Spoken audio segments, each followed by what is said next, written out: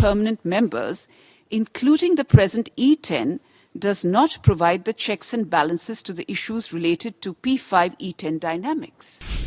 Why then has the UFC model not taken this into consideration? Times have changed and the world today is a multipolar one.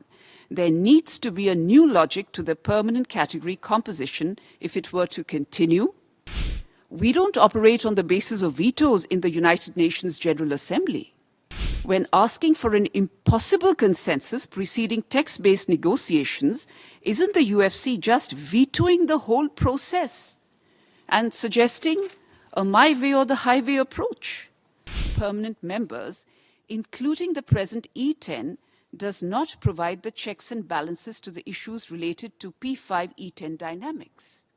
It would continue to be a binary P5 and an E22 straddling the same issues. As things stand, a majority of the P5 members themselves agree that expansion in both the permanent and the non-permanent categories of the United Nations Security Council is the only way to redeem the Council for the 21st century. Why then? Why then has the UFC model not taken this into consideration? This is something that my delegation would like to understand. Fourth, we need to be abreast of a sense of realism that the current permanent members were the product of the geopolitical context of the 20th century. Times have changed and the world today is a multipolar one. There needs to be a new logic to the permanent category composition if it were to continue, and that cannot work without changes.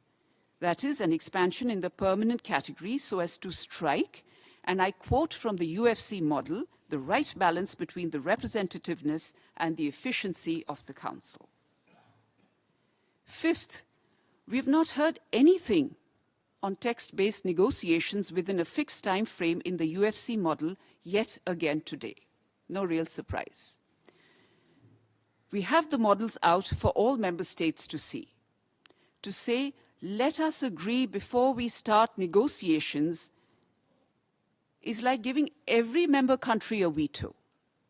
And while vetoes may be used in the United Nations Security Council, we don't operate on the basis of vetoes in the United Nations General Assembly.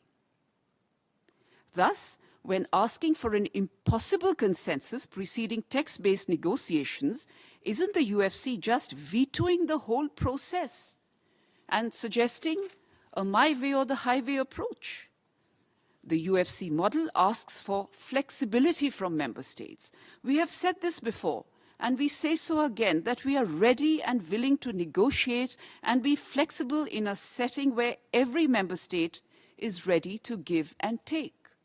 My question is, why is the UFC not ready to give and take on its proposal? Sixth, as many small states have repeatedly pointed out, that these intermediate models, such as those put forth by the UFC, merely enhance the chances of more resourceful middle states to contest in both the so-called semi-permanent and the non-permanent category, thereby further reducing the chances of small states to serve on the Council. In short, expansion of non-permanent membership is a solution which adds to the size without addressing the malaise that afflicts the Council, by way of a non-representative character, a relic of the post-1945 world order. Thus, to summarize, in our view, the UFC proposal for expansion only in the non-permanent category is afflicted with the following problems. It does not provide any checks or balances to the current issues related to the imbalances between the permanent members and the non-permanent members. It would not empower Africa or other developing countries. It would mean introduction of a new category and addition of numbers without making the Council either accountable or effective. That accountability can come about only by having new permanent members elected and subject to a stringent review. Also, co-chairs, to bring in some perspective on the intermediate model. It is often proposed as a new and innovative solution. Unfortunately, it is older than the United Nations itself. This very idea was sought to be introduced in the UN Charter at the founding of the United Nations and was discarded then for a lack of suitability and efficacy. For example, an effort was specifically mounted to amend the Dumbarton Oaks draft with a proposal for non-permanent membership for 8 years. This was termed then as semi-permanent membership. The matter was discussed in detail in Committee 1 of Commission 3, dealing with parts of the Charter related to the Security Council structure and procedure. On 14 May 1945, it was rejected by an overwhelming majority. Subsequently, just 2 days later, an effort was made to provide for opportunities for re-election of non-permanent members on completion of their 2-year terms. These efforts too were rejected outright by all except 2 members. In short, the idea that underpins these models is, to use a well-known colloquialism, old wine, albeit perhaps being served to us today in a new bottle. On the veto, the UFC calls for negotiations on how to best limit the use of the veto, which we align with. However, my delegation would like to reiterate that the veto evolves from the fact that the permanent category exists.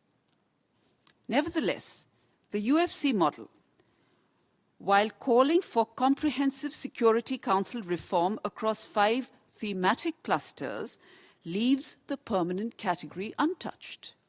Isn't this a piecemeal approach, choosing to half reform one of the major clusters?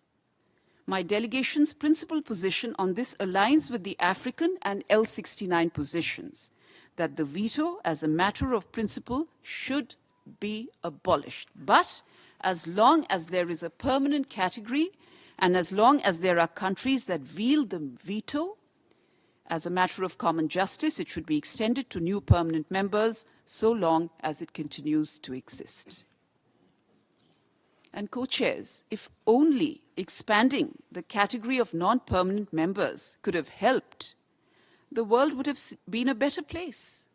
Since the last cycle of reforms to the United Nations Security Council, which was pursued in the 1960s and the 1970s. For my delegation, the equitable representation of the Global South and Africa in the permanent category is a non-negotiable. The African Union became a member of the G20 during India's presidency last year. We should hope that the United Nations, a much older institution, would take some inspiration from this change. Co-chairs, India, as a delegation that has piloted the need for reformed multilateralism, fully supports any initiative that genuinely furthers the objective of achieving meaningful and comprehensive reform of the key elements of the global multilateral architecture. We look forward to text-based negotiations once the individual model discussions end, since now we all know where each member state and grouping stands. And as we get ready for the Summit of the Future later this year and to commemorate the 80th anniversary of the United Nations next year, it is imperative to bring the structure and composition of the Security Council in line with contemporary geopolitical realities through its comprehensive reform across the 5 clusters of categories of membership, the question of the veto, regional representation, the size of an enlarged Security Council, improving the working methods of the Security Council, as well as improving the Security Council's relationship with the General Assembly. Co-chairs, our leaders have repeatedly tasked us with delivering an early and comprehensive reform of the Security Council, a task which over the years of textless, fruitless deliberations in the IGN remains not only unfulfilled, but have technically been vetoed by a few member states by asking for consensus. Mind you, a consensus even before negotiations begin. In effect, a vocal minority of naysayers have held the entire process of Security Council reform hostage over the last 4 decades. And it is ironical that the same set of member states who argue vociferously against piecemeal reform in the IGN are today in this meeting themselves supporting a piecemeal model, which ignores the root cause of the problem. This is one of the major problems with the Mexican and Liechtenstein models, also focusing only on aspects of categories of membership and working methods of the Council. I'm afraid such an approach does not augur well with the majority of member states who wish to actually reform the Council to make it fit for purpose. Let me conclude, co-chairs, by pointing out that the number of UN member states has grown fourfold. Threats to international peace and security have become more complex, more unpredictable, and more undefined. The world of the 21st century desperately needs a UN 2.0 that is credible, that is representative, that is reflecting the needs and aspirations of the member states and is capable of maintaining, indeed maintaining international peace and security. Achieving that result requires adapting the Council to the new global realities that we face. My delegation stands ready to work with one and all to achieve that end objective of a better tomorrow for our future generations.